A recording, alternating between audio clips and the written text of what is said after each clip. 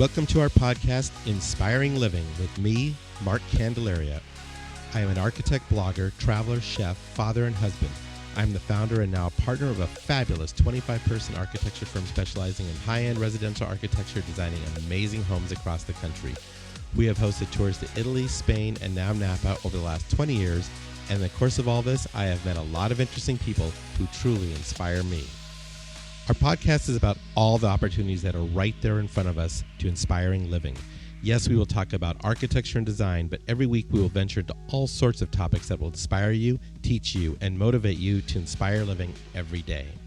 My guests will include a wide gamut of amazing people, from those in the design industry to clients to real estate professionals, chefs, artists, sports figures, and philanthropists, and people who just flat out get it.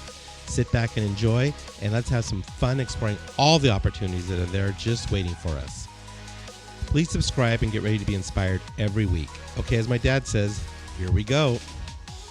Good morning, everybody. We are here in Charleston, South Carolina. Yeah, Isabel and I flew over yesterday morning, and we arrived here. We met up with my brother and his lovely wife, Beth, and we are here to watch their son, my nephew, play college baseball for Davidson. They've got a series with some college down here in Charleston, and we're looking forward to checking that out. We had some fun last night, and we're going to be here all week and then fly off to Denver to watch my daughter play volleyball, and then a little stop in Seattle, and then back to Phoenix on Monday. So busy week. But anyway, stay tuned. We got Frank DeBlasi here. He's got a great podcast. You're going to love it. He's talking about Ballsfest. Because Inspiring Living is all about the people and the organizations that inspire us, we are excited to have Monogram Appliances as one of our sponsors. Anytime we do a new kitchen or a kitchen remodel, Monogram Appliances are what we recommend to our client. Their appliances are the definition of luxury, meticulously detailed using the finest materials and an ownership experience that is second to none. This is how Monogram is always thinking ahead and inspiring and elevating the kitchen experience. Because at Monogram, they don't just elevate one thing, they elevate everything. All right, start of a new week. I guess, what day are we in here? We're Tuesday already, right? This month has been a blur. We're already going to be into March here, so this is kind of crazy. But I've got a real amazing guy who I've had the pleasure to meet. It's Frank DeBlasi. He's a very successful wealth manager and financial manager with Merrill Lynch, right? Yes. And has been managing assets for his customers for over 20 plus years. And not all with Merrill Lynch. You just recently went over there, I understand. Recently transitioned to Merrill Lynch this past fall. There you go. Frank is also the founder of the uplifting and nonprofit charity known as Ballsfest that lifts the spirits of children, young adults, and their families affected by cancer. Frank will share the joys and journey of creating this nonprofit, including how his own battle with cancer inspired him to turn his challenge into something that is amazing and positive, right? Yes, indeed. And Mark and your daughter Tiffany, thank you so much for allowing me to be here tonight to share with you my story. It's been an honor to receive this invite and to see the level of guests, the kind of guests you've had on your podcast. I've listened to a few of them. You fit right in, my friend. Truly. It's an honor to be here. So thank you so much for your interest and care. You're welcome. It's been a while since I've gotten to see you. And every time I do get to spend time with you, at least for Isabel and I, we talk about it for weeks afterward. We're just like, what an amazing guy. What a great guy. You've got such a great heart, and I love that about you. So, like I find in life, it's like I never get enough time. Time is you need someone that is a time manager. I mean, you're a wealth manager. I get that. You could manage money, but time is so precious. It's so hard. Right? I know. It's so hard. So opportunities like this where we get to spend at least an hour or so, I'm really going to enjoy. So let's get started for sure. Let's do it. So tell us about the event. You got a big event coming up on March 15th. Tell us about that. Yeah, for sure. So Ballsfest, Arizona is coming up on March 15th. We're returning to what is considered our home here in Arizona at Mountain Shadows, gorgeous resort in Paradise Valley. But I think for our listeners, it might be important to share at least maybe how Ballsfest perhaps got started, because the name kind of rings... raises an eyebrow. Rings a bell or a ball or what? So 12 years ago, Mark, when I was living in New York City, I was diagnosed with testicular cancer. Right.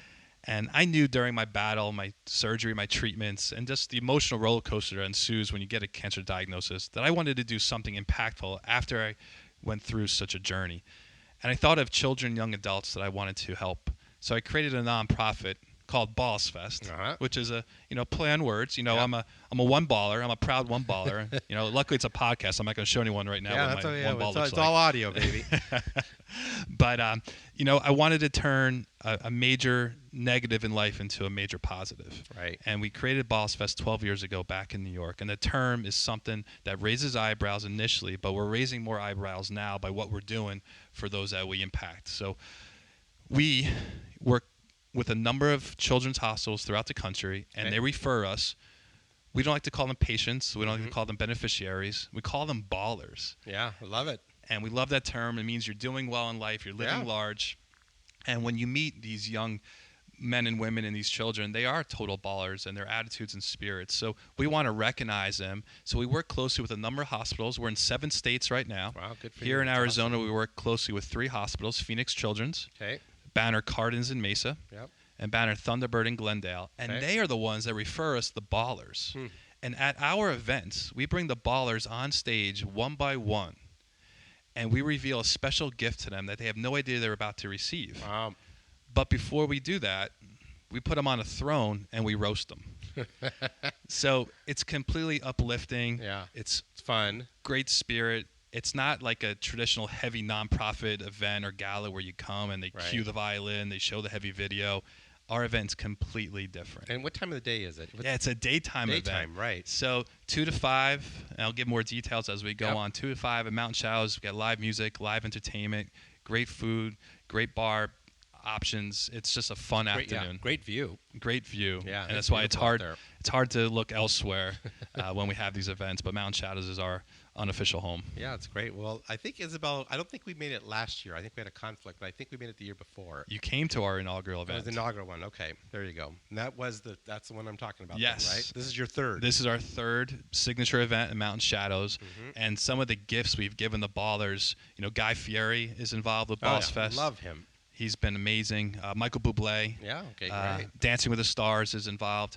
As much as I hate them, the Dallas Cowboys are involved with Ballsfest. New Orleans Saints. We've had some amazing gifts that we've been able to grant out to these ballers. That's amazing. So you mentioned that you did this after your own cancer journey.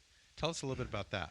Yeah, for sure. So when you're 30 years old and get diagnosed with testicular cancer, you get teased a lot. Yeah. For sure. But growing up in my house, we always used humor. My dad was an old school, sarcastic Italian. Where were you born? I was born in Brooklyn. Okay. So in my house, being Italian, humor was always around. Yeah. So I took this diagnosis and I said, you know what? You could either, stick your head in the sand, or you can go with it. Yeah.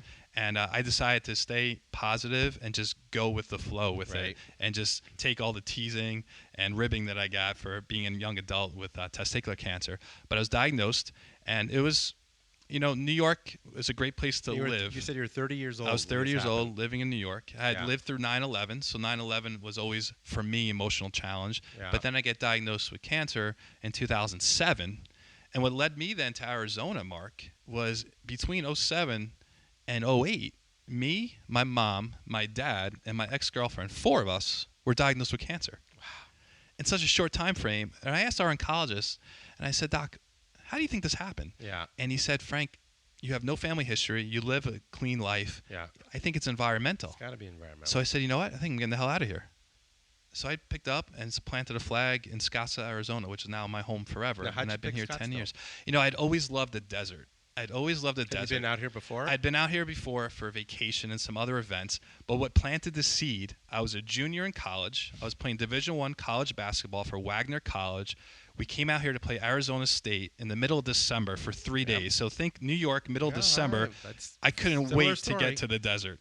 Get to the desert. It was the best 20-point loss of my life. We played Arizona State, but I was introduced to Arizona. I fell in love with the landscape, the weather, the cheerleaders at ASU, and I said to myself, you know what? I think I'm going to come back to Arizona at some point. But it was when I was 20 years old, as a junior in college, I was introduced to Arizona. And I will never forget taking back off on the airplane to New York, looking down on the landscape of Camelback Mountain, and not to sound corny, it just spoke to me, the desert. Yep. And so now I'm here, and I absolutely love it. And so how long have you been here now? 10 years. 10 years. Absolutely love it. No looking back. Yeah, I hear you there. So you were so your whole family got virtually diagnosed with cancer. Yes, I had testicular cancer. My ex-girlfriend had thyroid cancer. My mom had uterine cancer, and then my dad, he got breast cancer, Yeah, which is so rare. So rare in male adults. Yeah, that is weird. So that's something, but you never figured out what environmental aspect it might have been. We never did. We never did. And I recently at Mayo Clinic, where I'm a patient, I got a genealogy test, and we looked to see if there was any sort of gene passed down, and nothing. Couldn't find anything. There's something going on there, that's for sure. So you had this fight then with testicular cancer. Yes. And how long did that take? I mean, how yeah, long for sure. So surgery, 3 months of treatment, and then follow-up. It was a solid 6 months that I dealt with it. Yeah. And then right away, when I started feeling good about life physically and emotionally, I said, you know what? I want to start Ballsfest. So it started in the summer of 2007. It came to me that quickly. Because when I would go to the hospital for my treatments, naturally you get emotional when you go through that. But then when I would see younger children and kids going through what I was going through, I was like, Frank, you know what? You're going to be okay, and you're going to do something for these. So that's what prompted me and motivated me to get started. And now it's just rapidly growing. 7 states, and it's a big part of my life. It's my night job. My day job, I'm with Merrill Lynch taking care of my clients. Talk about that. And how'd you get into that? Yeah, for sure. So, growing up, my dad was a doctor. And I always struggled with science. And I knew early on I'd want to be a doctor. And so he even told me, he's like, hey, Frank, don't be a doctor. It's all going to change. Healthcare, lawsuit, malpractice, etc. Do something else. And I decided, well, people love their health and they love their money.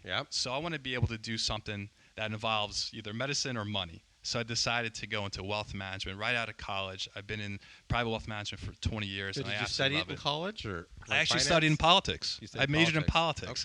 Because I still, maybe at some point, maybe mayor, maybe some sort of councilman, maybe a senator. I would love to pursue politics perhaps later in life once Ballsfest really develops. You'd be good at it. I have a passion for helping people. I love it.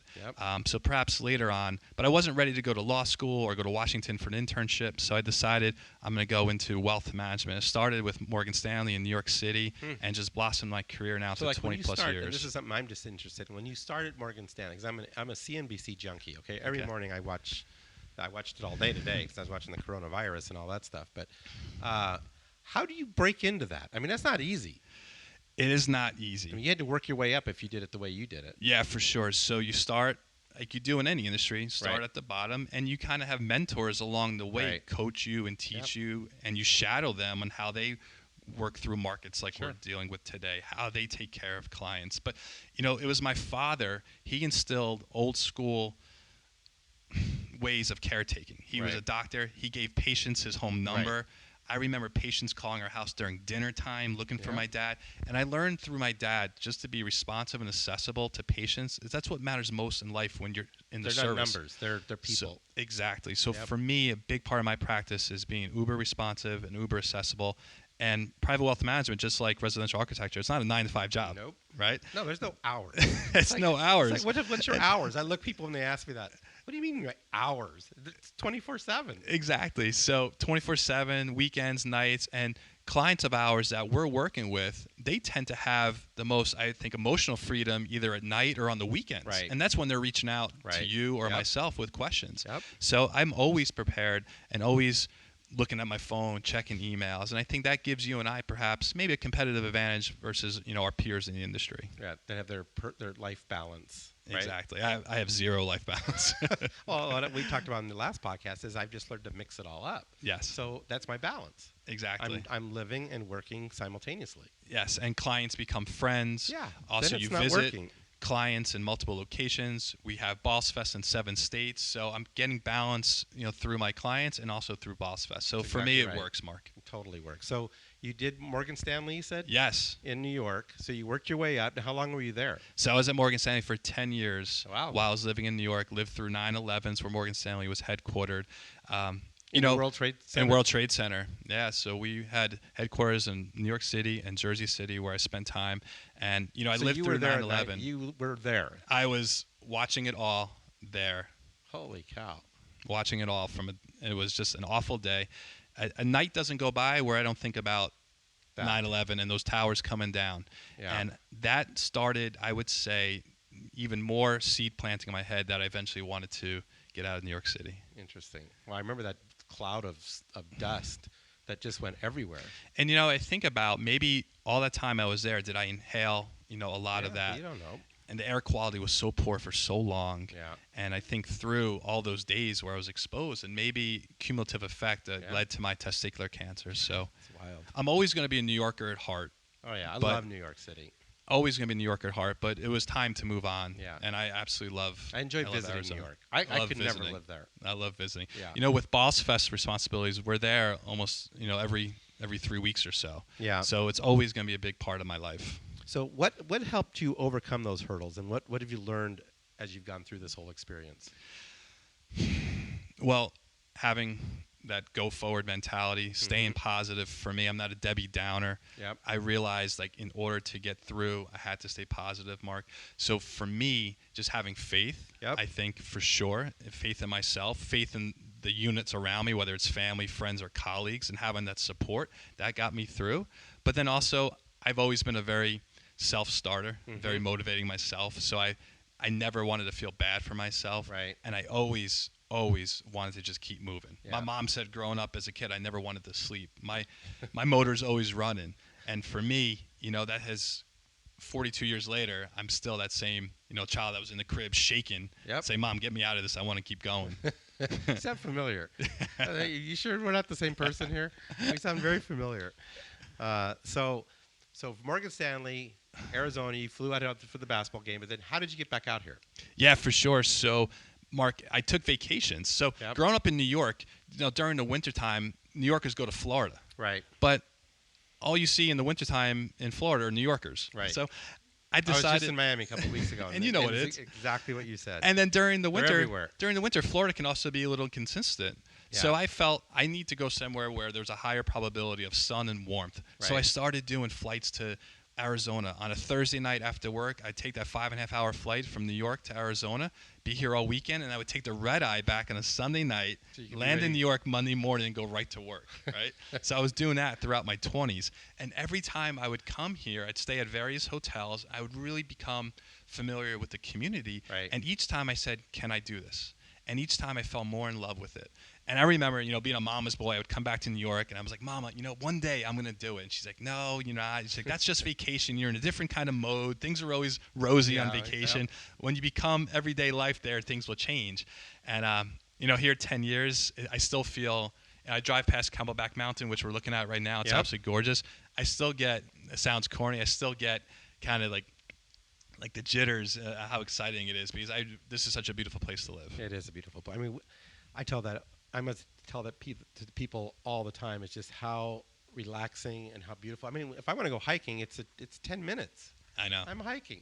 If I want to go to the airport, it's 10 minutes away. The ease of life here so easy is uncomparable. I think, unfortunately, people are discovering that aspect of Arizona. I know. And they're like, I noticed the traffic is it's definitely changing. Traffic is changing, but I get teased because I actually love the summers here. Oh, I do too. I love the summers. I love the summer actually more than I love the winter. I can make an argument that I prefer the summers here over the winters. I love the heat. Everyone's gone. It's quieter.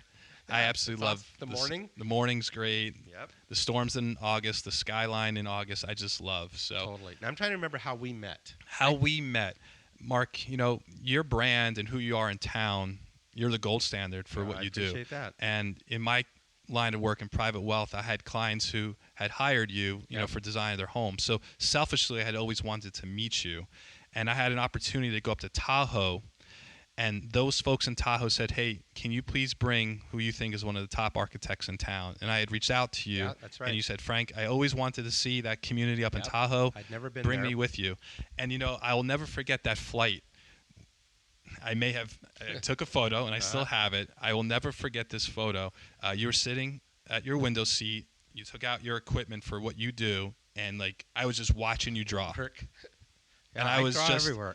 I was amazed. I was just looking over your shoulder and how you were able to navigate that on a bumpy flight to Reno.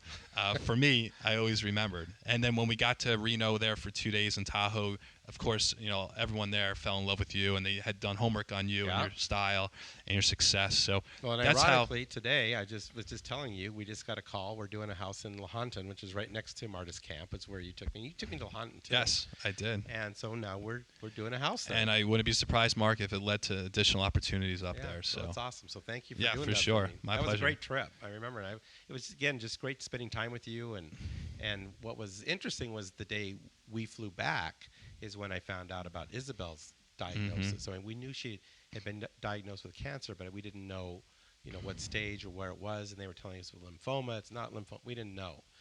And so I just thought it was interesting that God put you with me that particular day. And I've always looked back at that as like you were my little angel with me that day. So, and I know later you met Isabel. Yes. And we had dinner here, I think, one time, and we just both think the world of you. So, I think I would say there's a reason why people get together and why people meet. And I don't think we've completely fulfilled our reason yet, but I think we both know it's coming. Well, Make-A-Wish, they stop at 18 gifting those that go through cancer. But maybe we can have Isabel as an honorary baller for this year's event. So, fun. Make-A-Wish stops at 18. We go up to at least 25. But just like in life, there's always exceptions. Sure. So maybe we can have Isabel as an honorary baller this year. That would be fun. Well, we enjoyed that event. And, I remember I remember us having the nice dinner here. And I think you came to one of our little get-togethers one time. And we've been trying to get you back over here.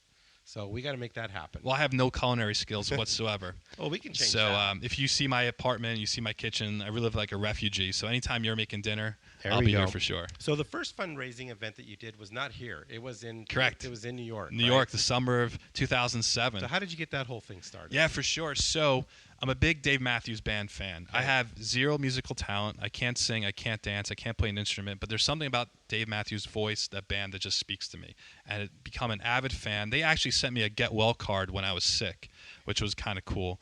And I decided in the summer of 2007, I'm going to have a tailgate party with a bunch of friends. And I'm going to take those proceeds. Everyone donated a few dollars. I was going to take those proceeds, and I started sending them to Livestrong because I was following Lance Armstrong's story at that time. I had been diagnosed with testicular cancer, as did Lance. So a couple of people said they sent me his book. I started reading his book. I became a big fan of Lance. So the first few years of Ballsfest, we would take whatever proceeds we raised at our events, and we would send them to Livestrong. But then in 2013, when Livestrong and Lance started going a little sideways and admitted to doping, I decided, you know what, we need to go in another direction. And that's when we started focusing on children in local communities. So we started raising money, and we started to give those recognition, those funds to families in the community that were battling cancer. So we then took a step away from supporting a national organization. And that started in 2007. That's cool. Back in New York. Back in New York. Okay, and then how did you get that over here when you moved here? Yeah, well, it's so funny, Mark. So I moved here in beginning of 2010, and I kept Ballsfest kind of quiet because I wanted to get settled in here first. I wanted to establish my name as a private wealth manager. I wanted to become a fabric of the community. But you were still doing it over there. I was still doing it back in New York, going back and forth. But I knew eventually I wanted to introduce it to Arizona when the timing was right. And timing was right for me then in 2018 when we introduced Ballsfest to Arizona. So even though locally we might appear as a startup, we've been doing this for over 10 years. Interesting. And now we're in Nevada as well. So you do an event there also? Yes. Twice a year we have a signature event in Las Vegas. Wow.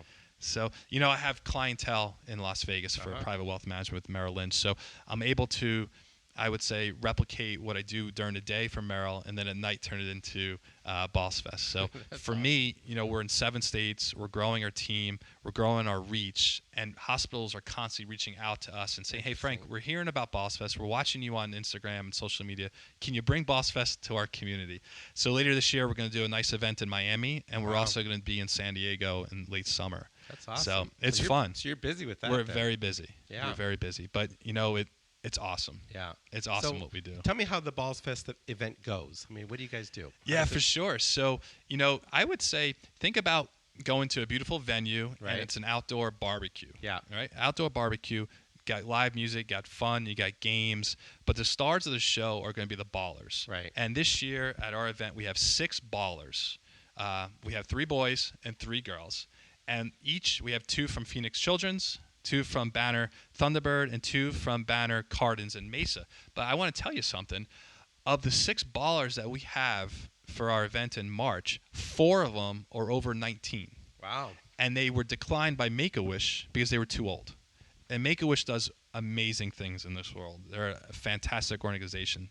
But we found a niche where we could recognize those who get declined for various reasons. So this year we have, for our Ballsfest Arizona event, we have 4 that are over 19.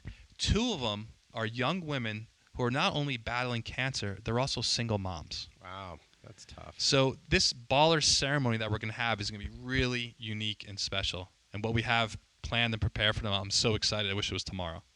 That's awesome. So this is the 15th, which is what day of the week? March 15th. It's a Sunday. It's a Sunday. So, people are like, why don't you do this on a Saturday night? Saturdays, people always have conflicts. Right. Kids have games. And you're doing it during the day. So Sunday, it's after church. It's before dinner. I feel like it's a good space for us to get to maximum attendance. It will be, again, north of 300 easily. That's awesome. But we're getting all sorts of folks that are interested. Social media influencers are promoting us. We have a great team member that we just added, Matt Isner. He's done a phenomenal job in just a short time with Ballsfest and helping build our brand.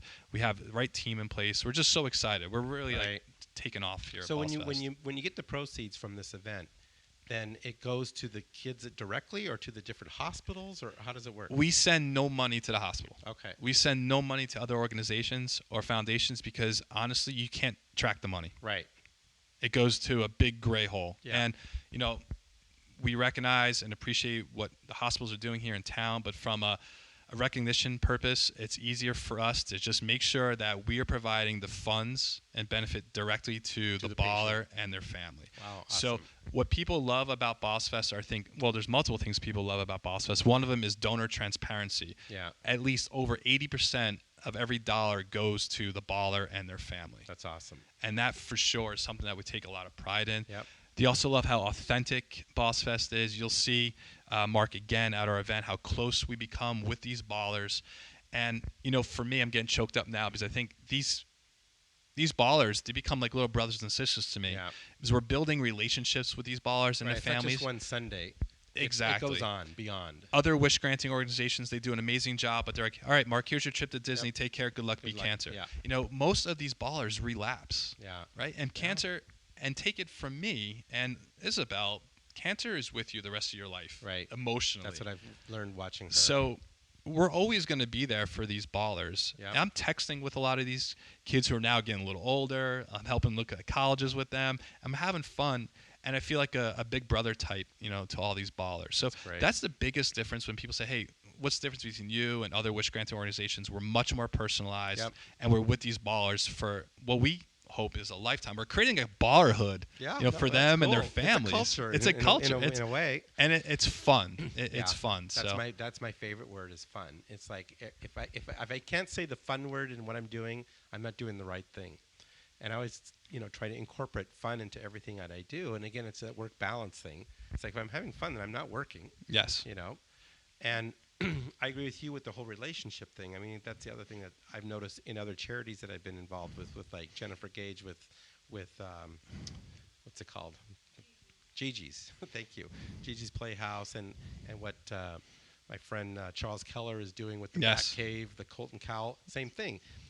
What I love about their charities is what you just said, is the money's going right to those kids. It's not going to some, like you said, deep, dark hole of bureaucracy. Mm-hmm. And that's always been my criticism of a lot of these charities, is they get so big and so full of themselves that I think they lose track of what they were originally established for. And so I love these kind of grassroots charities where the money is just going right from the event right to those kids. So in addition, Mark, to the events that we have, we're not just an organization that has these fun events and we give out all sorts of gifts. In the hospitals, we have someone here. Her name is Ashley Wolf. She heads up baller relations for Ballsfest Arizona. She's the face of Ballsfest in these 3 hospitals, and she's the one that's coordinating activities. So we do Lego building sessions. At the hospitals. So while the child is in chemotherapy with their pole, we're sitting down with them, building Legos. We're doing art therapy. Right now, the hot thing is making slime. So we have in our markets, we have, and Matt was just recently there as well to witness it. It's awesome to be there while they're in treatment, taking care of them. So in addition to these big events, we're actually doing all sorts of outreach activities that are ongoing. Yes, outgoing multiple times a month. Interesting. So how do families find you? Like, how do they say, how do I get my kid for sure. How does my kid become a baller? Yes, certainly. So ballsfest.org is perhaps the best way to find us. Social media, Instagram, Facebook. I believe, Matt, we're at Ballsfest _ for our Instagram handle. And Facebook, we're a Ballsfest Baller, I believe. But ballsfest.org, a website, they could always submit a name. So as a parent, if I have a child that's been diagnosed with cancer and they're at Banner or wherever they are, does the hospital connect that child with you, or yes? Okay, so I don't. As a parent, I don't go searching and find you and go, I want my kid to be a baller. The hospital staffs here definitely know about Ballsfest. So when they have an opportunity to refer us, we leave it up to the social workers, the child life advisors, the nurses, and the oncologists to introduce that family to Ballsfest. Okay, and how does that work? I mean, do they call you or? Yes. So tell me like how that works. Yeah, for sure. So Ashley Wolf, who heads our baller relations here in Arizona, she's the face of Ballsfest in the hospitals. Yep. She'll get the first phone call from the hospital and say, hey, Ashley, we have a child who has a real dire prognosis. Can Ballsfest come in and help out right away? Hey, Ashley, Make-A-Wish said this child was too old. Can Ballsfest do something? So Ashley gets the first contact. Okay. And you know what, Mark? I'm an Italian from New York. I can't say no to anybody.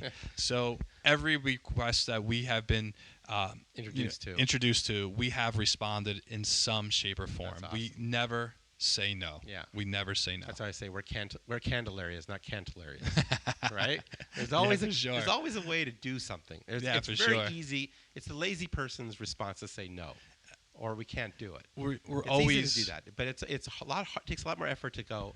Well, I should say no, but let's figure out how we can do this. We're always going to find a way. There's always a way. We're always a way. There is, There's always a way. Yeah. And we always find a way to make it happen for these ballers. Because when we go into their homes and gift them, when we have them at the events, to see the look on their face. At the most recent Ballsfest in Arizona, we gifted a car. Right. 18-year-old boy. He's never going to forget that. Right. He's never going to forget that. So I got to tie you. And maybe you already know Charles Keller, but I gotta link you guys in some way. We've met, and I've been to his. I think the two of you can really create some synergy with what you're both trying to do. What he's trying to do here is amazing. I know you're a part of designing and building the Bat Cave. I've been to Charles' event. I've been to his current Bat Cave. We've brought a baller there. What he's doing is phenomenal. So I know Charles already for sure. That's awesome. I'm out there in the community all the time, Mark, networking, both for Merrill Lynch and for Ballsfest. So I try to, here in town, be as visible as possible. Yeah. And that's the other thing I love about Phoenix. We were talking about it earlier. Phoenix to me is still the biggest small town, I think. I mean, we're not that many points of separation from each other. It's like you can pick up the phone, make a couple calls, and before you know it, you're talking to this person. That's what I love about this place. For the 6th largest city, it does feel, doesn't it? Very small and overlapping, for sure. I think so too. So you're doing this work-life balance between Ballsfest and Merrill Lynch. I mean, during your typical day, what's your typical day like, or your typical week? Yeah, it starts early because with the time zone difference, the market, you have to be up. So here, definitely up, between 5:30 and 6, easily for sure, because you're fielding calls from clients that want to talk about. So do you have clients back east too? I do have clients back east. Yeah, okay. I do have clients back east. So you have to be alert to that. But I love to work out. But I also get ADD in the gym. So at least like 30, 35 minutes, and then that's it. So in my community where I live in Old Town, I have a gym. So I'm in the gym for about 35, no more than 40 minutes. I start getting antsy towards the end because, emails are coming in, you're checking your messages. But for me, being up early to start my day is imperative because, at the end of the day, you get home, you take your shoes off at 8 o'clock at night. There's no way you're getting to the gym. No way. I start off every morning, eyes open, I'm on my phone looking at emails, texts, and then head to the gym. Plus that energy just gets you going, I think. Totally. A little workout, you're ready to roll. I get it's not healthy for those listening. I'm not sure if this is, take this advice. I sleep maybe 4.5 hours a night. Oh, so you're making me look bad. I sleep maybe 6. And 6? You're like, how do you do 6? So you do 4. It catches up on Friday nights. Micro naps, I'm dead. No micro naps. I don't drink coffee. I don't drink soda. So I don't take 5-hour energies. I just energy-wise. And you have the energy. Have the energy. It's in my DNA. Yeah. I'm Italian. And I'm always on. You have to be on. So you just get that natural energy from me. So by Friday though, you're toast. Friday night is when I'm probably for me, I hit a little bit of a wall. Yeah. But then Saturday morning, it's right back at. Yeah, you're just like me. It's exactly Friday nights are my hardest night, and I don't try to do too many big things on Friday nights. And then everyone goes, Friday night's the best night. It's like, not for me, it isn't. There's good energy on Wednesday and Thursday nights. Yeah. And then Friday night tends to be more of a chill night. But, Mark, both of us and all of us, we're just so blessed and thankful to be here and live life and make a difference in so many lives that it honestly motivates me to do more. Right. And that part of me, I know this may not be healthy, but the New Yorker in me always feels like I could be doing more. So tell me about that. I mean, you've got all this stuff going with Ballfest now. What's next for Ballfest? What are some of the dreams? I'm sure you're conjuring up. I could do this next, or yeah, for sure. So I often get asked that, "Hey, Frank, you going to retire from private wealth management?" I'm not going to retire from private wealth. I'm 42. Yeah, you're too young. I'm 42, right? So I'm never going to retire. Honestly, never. I'm not going to retire. I don't have any plans to retire from private wealth management. Make Ballsfest number one or only, because first of all, I love my clients so much. I don't want to say I'll never leave my clients. I can't leave my clients. Yeah. I love them so much, and I love what we do and taking care of them and their families and their children. So I'm going to be a wealth manager as long as I can. Right. With Ballsfest, we are rapidly growing. We have our eyes on other markets. But for me, then, it's taking a step back and making sure we have the right team in place. That's what I was just saying. I mean, you can't do it all yourself. And I'm learning, and I'm an awful delegator. But if you onboard people that you trust and know that have the same DNA, bedside manner with the families, same values, same core responsibilities of being responsive and being accessible, that makes life so much easier. So much easier. And to have a trusted team, I cannot tell you, that makes life a lot easier when we're looking to grow in multiple markets. So the next 10 years for Frank DeBlasi's life, I think Ballsfest could be in another 10 markets. Yeah. We'll see. We have people. Systemize it. It's easily replicable, if you will. Yep. But which for me, though, the best part is getting to meet the ballers and spending time with their families. Because, Mark, when we have these ballers on stage, I roast them. But I just can't roast them out of the blue. I have to spend time with them to get to know them. Yeah, so our team, we meet with these ballers at least twice, maybe even 3 times at their home or at the hospital to get enough information to do it and feedback and their interests and their fun facts. So then I can go at them on stage. Right. And that takes time. Yeah, it takes time. And what we talked about when we opened this podcast, the time factor, right? I mean, the money is one thing, but time, there's only so much of it. I know. And don't you find that the busier you get and the older you get, that it's not the money, it's the time that's your biggest culprit? I wish I had more time than money. Right? I really wish I had more time than money. Because if you have the time, you could make the money. Yes. Right? Exactly. But money doesn't buy you time. No, it doesn't. It's just for me, it's been the hardest thing to grasp. And I think as you get older, you realize that time is just getting shorter and shorter, and it just goes faster and faster. And so you really learn to value who you're spending your time with, what you're doing with your time. I look at things like, why am I doing this? And then you learn that's something you can delegate. Delegate that because there's something you need to be doing that's more important. So I think you just kind of evolve into that type of person over time. Correct. But boy, I tell you, getting the right people is the key for sure. So I commend you for doing that and taking it to the next level, because I think this is something a lot of communities could use. And I love, again, just the small grassroots nature of what you're doing. Thank you. And I think I hope you can always keep it that way in each community. It doesn't become this giant bureaucracy. For me, that's so important to keep it so grassroots, keep it so personalized. Right. From our swag to the cost of attending to our sponsorships, we keep the pricing attainable for all levels, Mark. Yeah. I never want someone to come to Ballsfest and feel that they can't contribute. Right. I go to events, and sometimes after paying money for tickets and maybe making a small donation, I feel like I can't participate anymore here, right? But at our events, all walks of life, all ages are attracted to what we're doing, and they feel that they can make a difference. So I vow to you that we're going to keep it as grassroots as possible. That's great. And I like the idea of you maintaining the connectivity with some of the ballers over time. And I think there's some interesting things, and you're probably already doing, but I think there's some interesting things you can do with that culture and that family as it grows bigger and bigger and bigger. For sure. Just the other night we had a reunion of my Italy travelers. We do our Italy tour. Yes. And the Italy tour itself is a great event, and people are bond together, and there's that side of the experience.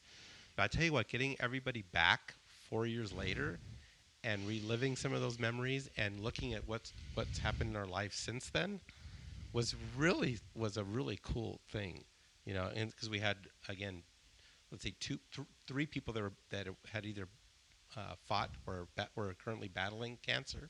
I had 2 people that had heart attacks in the 4 years since our trip.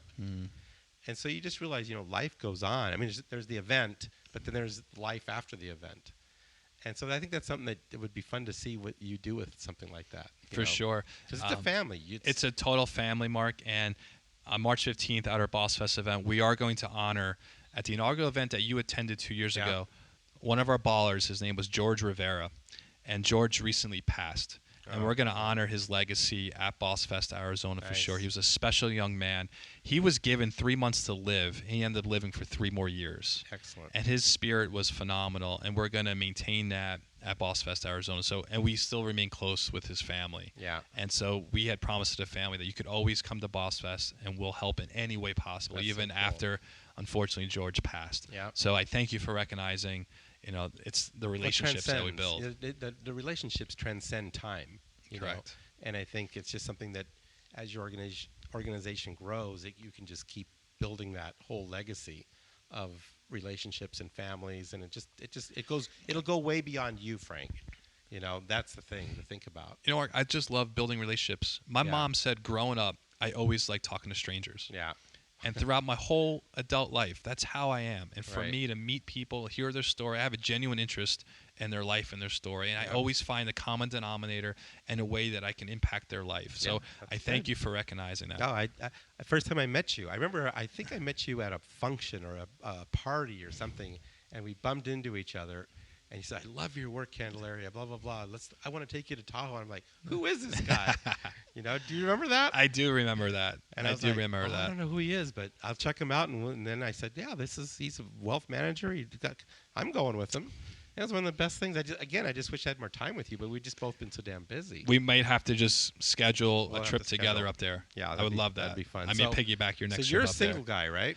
I'm not married. Yeah. Okay. I get teased about that as well, especially when I have a younger brother who just got married and has a child on the way. So when you have a little brother, Matthew lives here. He moved from New York City. So after years of me guilt tripping him to join me, so I was thinking about when I met you. Sorry to interrupt you. I always think of the show Everybody Loves Raymond. You told me stories about your dad. You told me stories about your mom. And it's like, oh my God, it's like Everybody Loves Raymond. Me, my mom, my dad, my brother, the 4 of us. My dad always said growing up, wherever the horse goes, the tail goes. And we were always so close, the 4 of us. And it has throughout our life. Yeah. Unfortunately, my dad passed 2 years ago. We have our mom now here in Arizona. So me and my brother, Matt, and my mom, we're all 3 of us are incredibly tight. Matthew is now here. He left New York City and now joined me here in the Valley of the Sun. So I feel like I have my brother here. Yeah. I got my mom here. So, mom, 2 years she's been here. I'm so proud of her. I love her so much. But I think she still yearns for the old world back home. But I try to, as best I can, as much as I can, make her as comfortable as possible because my brother and I love her so much. Yeah, that's nice. We love her so much. So does she live close to you? Mom lives up in D.C. Ranch. So she's about 20 minutes from me. I live in Old Town. Matthew's in Biltmore. So we always... We do the best we can. 15, time management between work, Ballsfest, and family and loved ones. It's so hard to find time for everyone, and not have people feel that, hey, I get gypped of your time. Right. But now I'm fortunate. How do you like living in Old Town? I love. Now, where do you live? You don't have to tell me specifically. I live on the canal over at Safari Drive. Yeah, okay. I'm a high-rise guy, so I know earlier in the conversation, New York could do, right? Earlier in the conversation, it may sound like I was hating on New York, but I do love high-rise living. I'm not ready for a house. Growing up, my dad wasn't the type that would show me how to fix a light bulb. I mean, I'm worthless around a house, so I need to be in a high-rise where there's real men and women that are really taking care of, your unit and the common areas. So I live in Old Town Scottsdale. I love the energy. I love what's coming to Old Town Scottsdale. Isn't it amazing what's happening down there? The growth, the development, the walkability. I love the energy. I love being close to the airport, of course. Yeah. And, of course, I flirt with maybe at some point going north. But I love Old Town. I love what's happening there. I'm anxious to see the next few years. I even would consider downtown Phoenix. Yeah. It's not there just yet. But I like urban living, and I like high-rise living. That's the New York area. And that lock and leave, for me, is perfect. That's why we like where we are right here, too. It's the same thing. It's just, this is so easy to maintain. It is. We love it.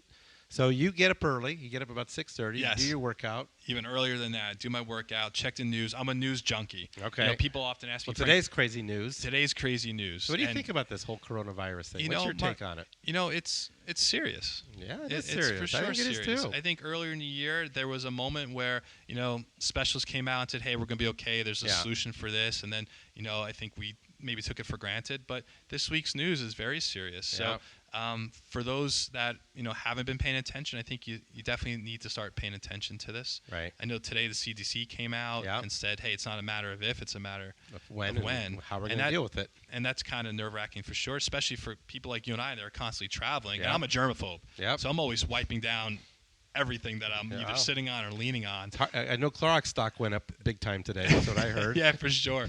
It definitely did. And gold, too. Yeah. These flight to quality, Clorox and gold, right? Right. But, for me, the day starts early. I'm a news junkie. I love watching news and listening to So what news. do you watch in the morning? Yeah, so Just I have to be curiosity. alert. I have to be alert to what's happening. So all the major channels. You have them all going. I have them all going. I have to be, I would say, listening to all points, whether it's on Fox News, MSNBC, CNN, because my clientele is diversified. Right. So I can't play favorites. I got to play nice in the sandbox. So I have to listen to all angles. Right. So watching the debates now, watching the town halls, I'm listening and watching everyone because I want to be most informed on both sides. It's going to be an interesting year, isn't it? It's going to be a very interesting year. I thought, 2020 is going to be interesting just purely because of the election coming up. But then you throw this coronavirus into the whole mix. I know. It's just like, it's a crapshoot. What could happen? I know. So hopefully, Mark, noise, hopefully yesterday, today was, I don't want to say the worst of it. Right. It may have not bottomed out today, but I feel that it's going to start leveling out. Yeah. And then maybe getting back to a point where we were, at least in this market. So, yeah. But I'm so honored to be a part of this podcast. Like I said early, I know the level of guests you've had is phenomenal. I feel so special to be invited and included in this. It's great what you're doing, and I just encourage you to keep doing it. Like I said, the word can't, I don't think exists in your mind either. I've watched you, and you just keep going, and I think it's awesome. I love being around people that just do things. There's some people that talk about things. I'm gonna do this. Just go do it. And you just started it. You had friends got together, and you just put it together, right? So for Ballsfest, I put it together. And then for building my career, especially when I came out to the desert, I knew nobody. Right. And I started my business here on cold calling, which if you've been in sales, I know you have, it's the most humbling aspect of any sales professional.